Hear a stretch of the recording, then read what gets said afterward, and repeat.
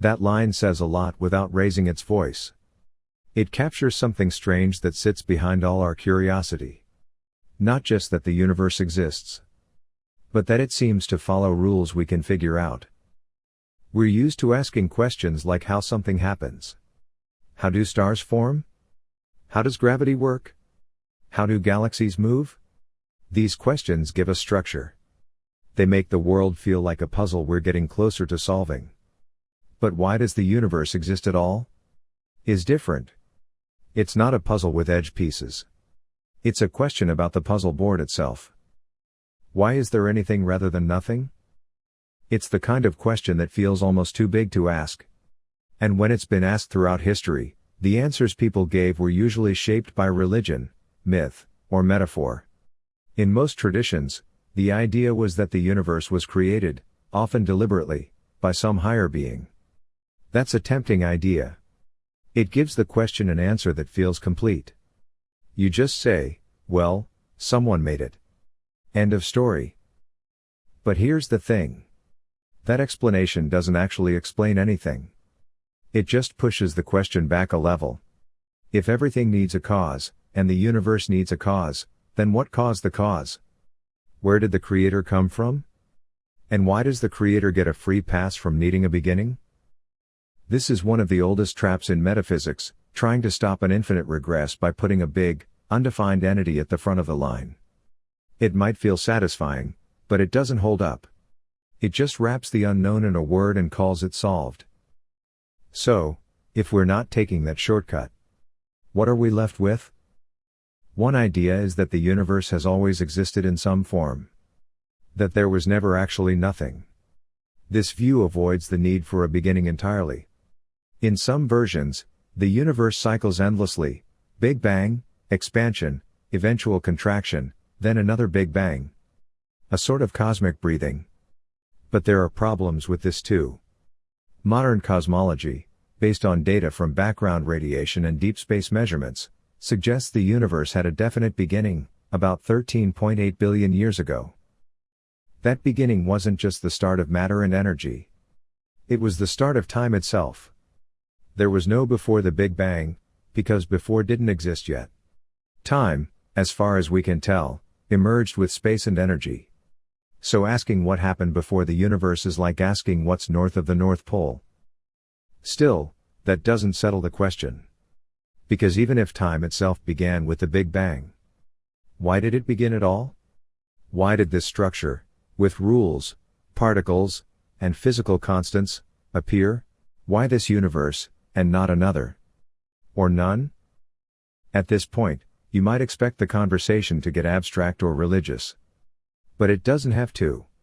In fact, the more we understand about physics, mathematics, and even human psychology, the more we realize that maybe the mystery isn't why the universe exists, but why we assume it needs a reason. The idea that everything must have a purpose is a very human one. We grow up surrounded by objects with purposes. Chairs are for sitting. Phones are for calling. We're surrounded by tools, and so we start to see everything as if it's a tool.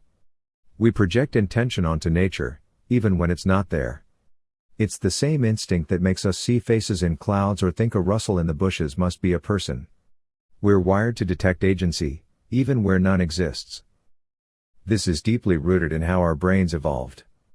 Early humans who assumed a rustle meant a predator were more likely to survive than those who ignored it. So we became creatures that look for patterns and causes, even when they aren't real.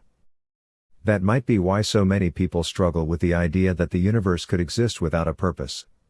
It feels wrong. It feels incomplete. But just because something feels that way doesn't make it so. Nature isn't obligated to fit our intuitions. In fact, most of science has been a process of realizing that the universe is not like us. It's not built for us, and it doesn't think like we do. The Earth isn't the center of everything. Life didn't appear. In everyday life, we think of nothing as an empty room. Or an empty box. But physics tells us that the vacuum of space, even when it seems completely empty, isn't really nothing. It's filled with quantum fields. Tiny fluctuations. Potential. The kind of nothing we talk about in physics is not the absolute nothing of philosophy. It's more like a calm surface with hidden energy underneath. And in some theories, like those involving quantum mechanics and vacuum fluctuations, a universe can spontaneously form from that kind of nothing. Not a magical explosion. Not an act of will. Just a natural result of the laws of physics. Here's where things get strange. In some interpretations, the total energy of the universe is exactly zero. The positive energy of matter and motion is exactly balanced by the negative energy of gravity. In that case, the universe is, in a sense, a cosmic zero-sum event. It came from nothing, and still adds up to nothing. That might sound unsatisfying. But it's also deeply elegant. A kind of symmetry. A universe that borrows nothing, owes nothing, and simply is. But even if that's true, where did the laws of physics come from? Why do they exist at all? Couldn't there be a different set of rules, or no rules at all? This is where we hit the hard wall. Because we don't know why the laws of physics are the way they are. We can measure them, test them, use them. But we don't know why they exist, or why they take the form they do. Some constants, like the speed of light or the strength of gravity, seem to be arbitrary. They just are what they are. If they were slightly different, our universe wouldn't allow life. Stars wouldn't form. Atoms might not exist. It would all fall apart. This has led some people to suggest a multiverse. A vast collection of universes, each with different rules. In that case, we happen to be in one where the rules support complexity and life, not because it was designed that way, but because it couldn't happen any other way. If there are billions of universes, we were always going to end up in one that can support beings like us. This is called the anthropic principle, the idea that we observe this universe because it's the only kind we could observe. It's not that the universe was made for us. It's that we happen to live in the rare kind of universe that can make us possible. That might sound like a cheat. Like avoiding the real question. But it's actually a shift in how we think about explanation itself. Maybe there doesn't need to be a deeper reason. Maybe the fact that we're here to ask the question already tells us something about the kind of universe we must be in. Still, it's hard to shake the feeling that there should be more. That there must be something deeper. But that's not evidence. And if we're honest with ourselves, a lot of what we call truth has more to do with comfort than accuracy. We like answers that feel complete. We like conclusions with clean edges. But the universe isn't a storybook. It doesn't come with footnotes or a glossary. It just is. Now, you might ask, if there's no deeper reason, then why bother asking at all? Why do we keep circling this question? Maybe it's because, even if we know we won't get a final answer, the asking itself pushes our thinking forward. It opens up possibilities. It reminds us that not everything we experience has to be wrapped in meaning to be meaningful. There's something profound in that a universe without a built-in purpose can still contain lives filled with purpose. That meaning isn't something we find under a rock or read off a cosmic instruction manual. It's something we build. With each experience. With each relationship. With each choice. But let's come back to the idea of nothing. Because in many ways, nothing is one of the most misunderstood concepts in all of science and philosophy. When physicists talk about nothing, they often mean a vacuum, empty space with no matter, no light. But even that space has structure. Quantum fields, virtual particles, vacuum energy.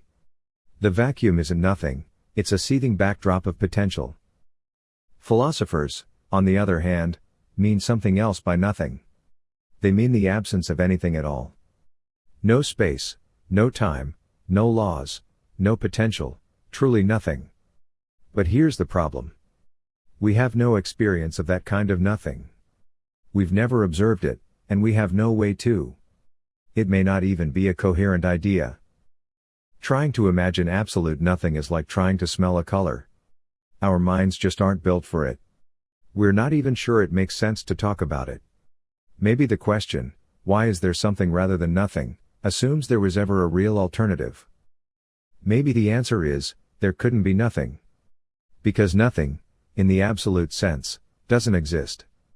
Maybe something is just the default. Not because it was planned or needed, but because existence is more stable than non-existence. That's not a satisfying answer if you're hoping for a cosmic purpose. But it might be the right one. Some physicists, like Lawrence Krauss, have argued that physics allows for a universe to arise from nothing. Not the philosophical kind of nothing, but a quantum vacuum, governed by known laws. In that picture, particles can spontaneously appear due to quantum fluctuations. Entire universes could appear, briefly, randomly, and in most cases, collapse again.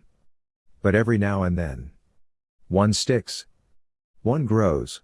One becomes something like what we see around us. That doesn't mean the laws cause the universe. Laws aren't agents. They're descriptions. Saying the universe came from the laws of physics is like saying a tree came from the law of gravity.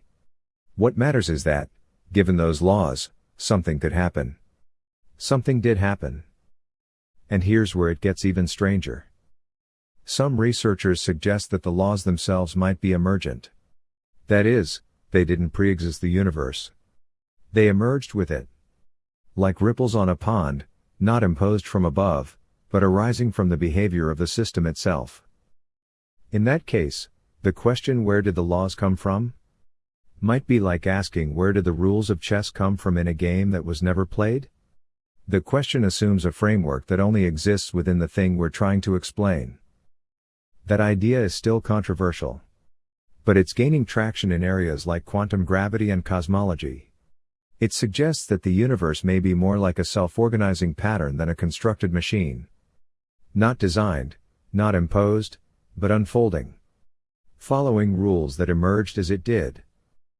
And if that's true, then our expectations, shaped by human tools, by language, by centuries of myth, might just be wrong for this scale. Maybe the question why does the universe exist? Doesn't have an answer because it's the wrong kind of question. Like asking what the color blue tastes like. It just doesn't apply. But there's another angle worth considering. What if the universe doesn't exist in the way we think it does?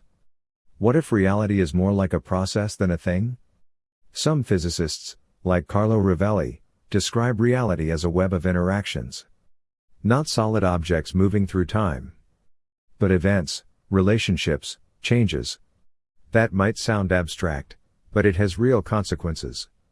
It means that what we call existence might be a kind of shorthand, a story we tell ourselves based on patterns we observe. And if existence is a process, not a fixed thing, then maybe we're asking the wrong kind of question again. Asking why the universe exists might be like asking why a dance exists. The dance isn't a thing, it's a pattern of motion. It exists when it happens. When it's in motion. When it's seen. Maybe the universe is the same.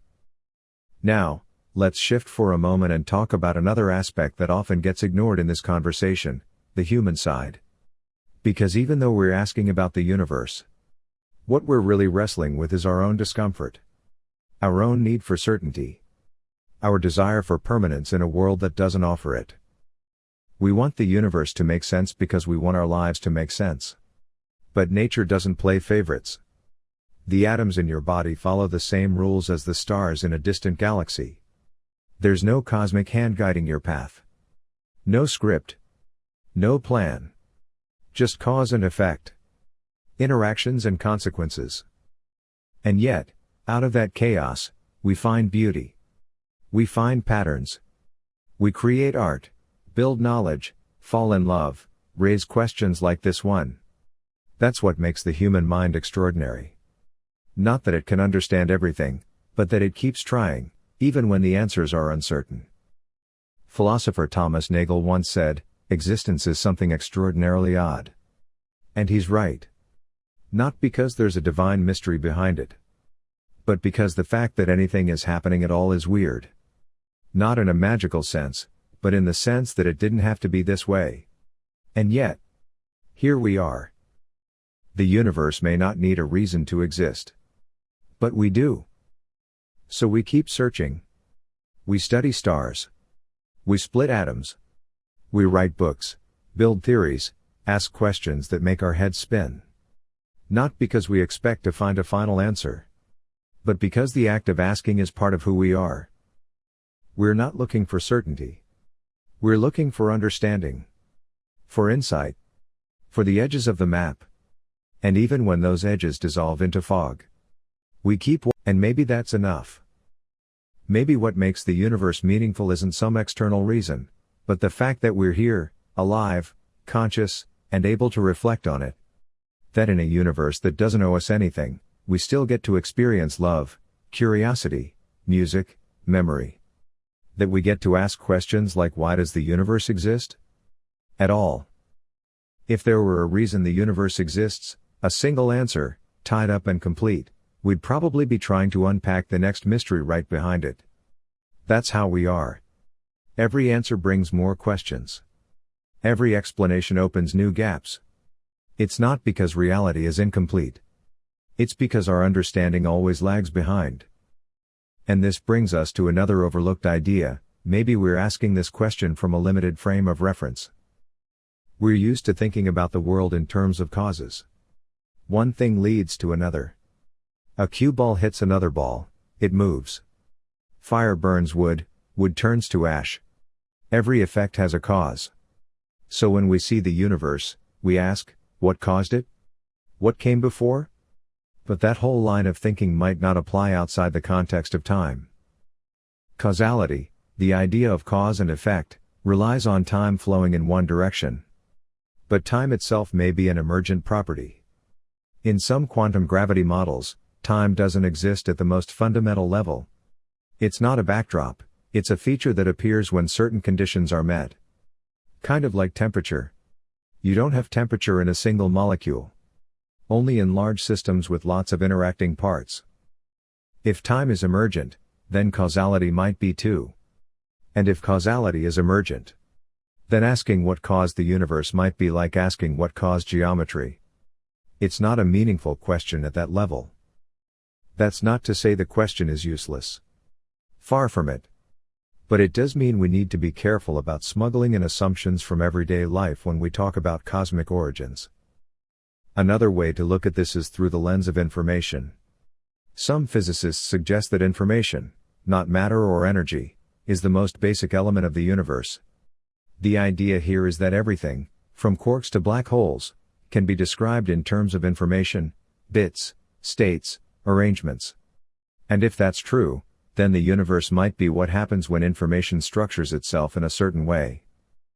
This isn't some sci-fi simulation theory, though that idea often gets tangled in here. It's a serious consideration about the role of logic, mathematics, and information theory in how the universe operates. So now we're in strange territory. A place where existence, cause, time, and information all blur together. Where the line between something and nothing starts to dissolve. Where the question why may not have the kind of answer we expect, or even allow. And still, we're here. We experience beauty. We suffer. We build stories. We wonder what it all means. And maybe the most honest answer is this: the universe exists because it does. And because it does, we get to be here. To learn. To laugh. To fail. To feel. And yes, to wonder.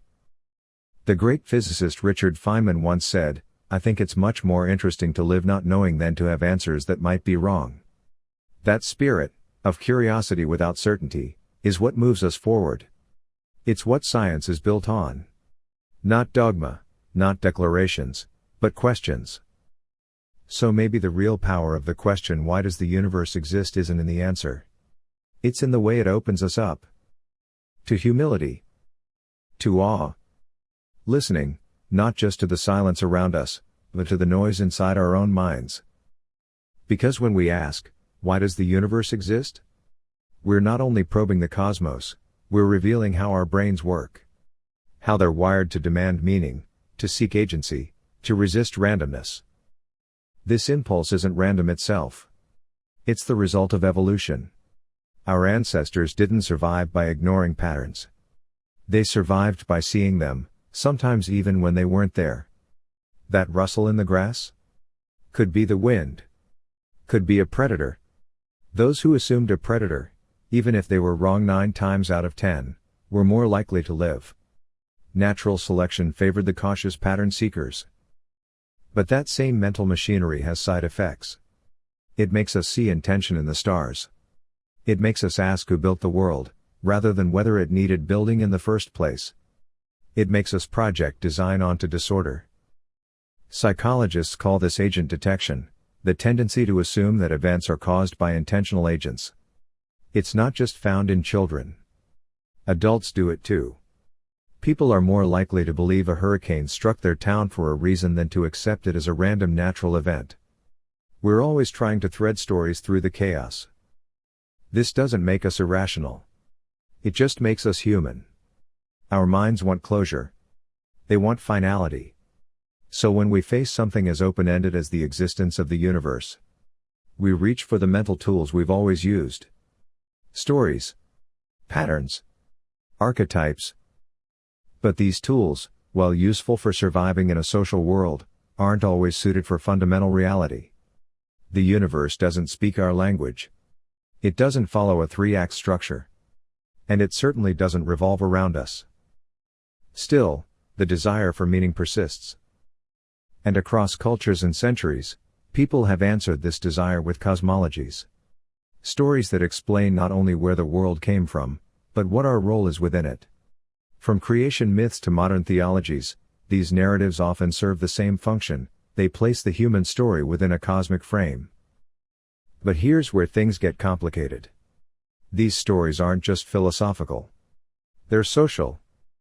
Sociologists and anthropologists have shown how creation stories often reinforce the social order. They justify hierarchies. They validate power structures. They tell people what they're supposed to do, and why. If your worldview begins with the idea that the universe was created with a purpose, then everything within it, including you, also has a purpose. And that can be comforting, or controlling. Purpose can be used to inspire. It can also be used to suppress. Throughout history, we've seen how appeals to divine origin have been used to justify everything from slavery to monarchies to wars. Not because the universe supports those things, but because people use the language of cosmic purpose to protect their own interests. This is why we need to be careful about how we answer questions like, why does the universe exist? It's not just a philosophical curiosity, it can shape how we live, how we treat others, and how we allow ourselves to be treated. If we think the universe has a predetermined goal, we may feel like we have to live up to it. Or worse, that others must. That deviation from the plan is a kind of failure. That suffering has a hidden reason. That injustice is part of the design. But what if there's no design? What if things just are? And it's up to us to decide what to make of them? That's a heavier burden in some ways. But it's also liberating. If the universe doesn't hand us meaning, then we're free to create it. Not just individually, but collectively. Through compassion, creativity, exploration. And that brings us back to the question: why does the universe exist? We may never know. And maybe we don't need to. Maybe what matters isn't why the universe exists, but what we choose to do now that it does. That's not a cop-out. It's a redirection. It's shifting the focus from cosmic speculation to lived experience. From myth to responsibility. Because if existence is a fact without a cause, then every moment is unearned. And therefore priceless. Nothing owed. Nothing promised. Just this. This unlikely flash of consciousness between two eternities of darkness.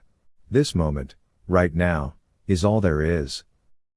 And yet, we still search for structure. Not because we need the universe to have meaning, but because we want to understand what's true, even if it's strange. Even if it's hard.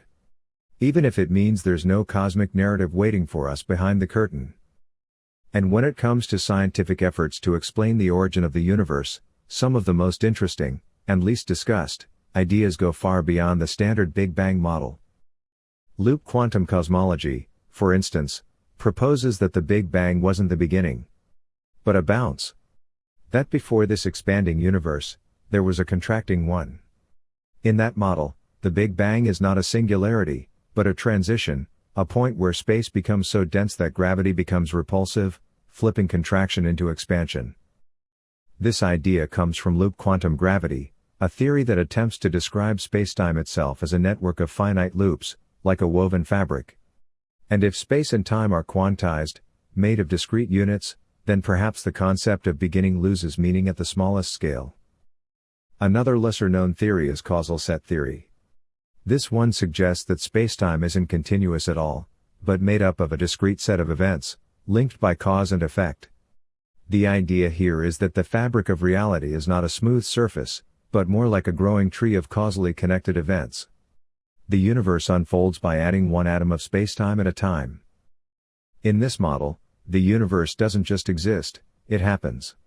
It grows. And what that tells us, again, is that even the concepts we rely on, space, time, cause, may not apply in the way we think. They may be emergent, temporary, context-dependent. So when we ask, why is there something rather than nothing?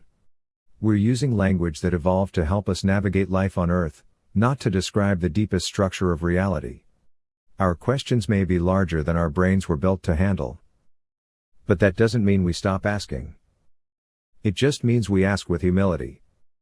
With the understanding that why might not be a property the universe contains, but a lens we bring to it. That asking why the universe exists might be like asking why a mountain is tall, or why a river bends. There are causes, there are processes, but the final answer may not carry a purpose. And that's okay. The beauty of existence doesn't need a reason to be real. It's real because we experience it. Because we get to look at a sky full of stars and feel something. Not because the stars were put there for us. But because, against staggering odds, we evolved minds that can notice them at all. And isn't that extraordinary? We are the result of randomness and chemistry. Of gravity and time. Of fusion in stars and carbon chains in oceans. And still, we love. We create. We think about things we can't touch, and we build meaning in a universe that didn't offer it to us. That's not a tragedy. That's a triumph. The question why does the universe exist might never have a definitive answer. But maybe the more important question is this, now that it does. What will we do with it? We can explore. We can protect. We can create lives that matter, not because the universe says they do, but because we choose to make them matter. That choice is the closest thing we may ever get to purpose. And maybe that's all the purpose we need.